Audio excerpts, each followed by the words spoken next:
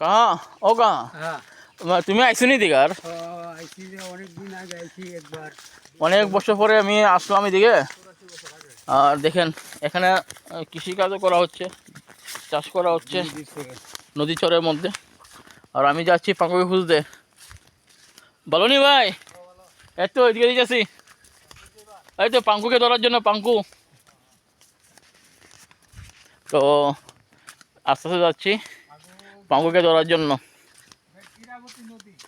তো কি নদী এটা? হীরাবতী নদী। বাপরে, অম্পি নদী না? দেখেন আজকে কোন জায়গায় চলে যাচ্ছি, নদীর পাশে চলে যাচ্ছি। বাহ, হ্যাঁ,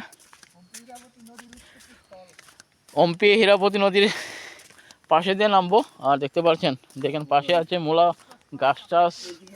আর আজকে মনে আছে সবজি টবজি খাই ওই থাকতে হইব, ফল টল খাই সেরা। এখানে তো খাওয়ানো ফল হইতো না, জঙ্গলে ফল, গাছের ফল খাইতে হইব। এতনি কষ্ট, পাঙ্কুকে ধরার তো অনেক কষ্ট ভাই, কি করব।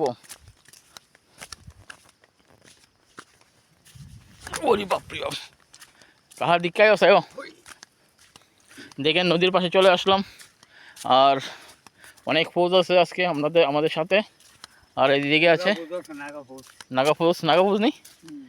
আর দেখেন নদী, বাহ কি দারুণ জায়গা দেখাচ্ছি আপনাদেরকে, দেখতে থাকুন, খুব ভালো লাগবে। আমার যখন ভালো লাগছে আপনাদেরও ভালো লাগবে। আমি সবসময় বলি আপনাদেরকে নতুন নতুন জায়গা দেখাবো, আপনার ফলো করে পাশে থাকবেন, আরও নতুন কিছু দেখতে পাবেন। দেখেন ঝর্ণা, সামনে ঝর্ণা আছে। আর সকালে ঘুম থেকে বের হয়েছি, মনে হয়েছে জুতা হাতে নিয়ে যাইতেই নদী পার করতে হবে। বাহ, নদীতে নেমে গেলাম। দেখেন বিশাল বড় নদী। তো কাহা, আরে নদীর জলটা কেমন লাগতেছে? ঠান্ডা, বরফের জল তো ঠিক না, বরফের জল না, মানে ঝর্ণার জল, পাথরের জল। দেখেন কাজল দাদা আছে আপনাদের সাথে। মজাই মজা। নদী পার হলাম, আস্তে আস্তে উপরে উঠলাম। ঠিক আছে, আমি আপনাদেরকে অনেক কিছু দেখালাম। দেখেন